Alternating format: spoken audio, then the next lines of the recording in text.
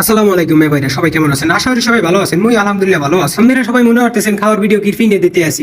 খাওয়ার ভিডিও দেওয়ার একটা নির্দিষ্ট কারণ অবশ্যই আছে। ভাই রেস্টুরেন্টে যারা চাকরি করে দেখো খাওয়া দাওয়ার কোনো ঠিক ঠিকানা থাকে না। এখন বাজে বেলা 4টা, এখন পর্যন্ত দূরের ভাত খাইনি।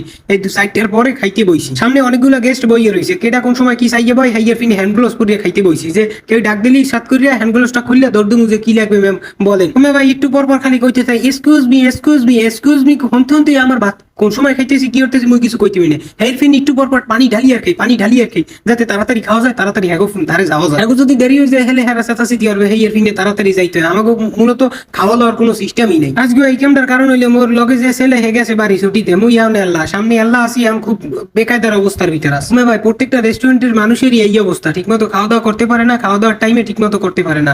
হেয়ার ফিনে এক একজনে এক রকমে খাইতে হয়। মোর কলিগ হ্যাঁ ওই মুই যে সময় ছিলাম না সেই সময় হে নাকি খারাই এক লগে খাইয়ে লাইছে, খারাই কিরি ভাত খাওয়া লাগে কোনো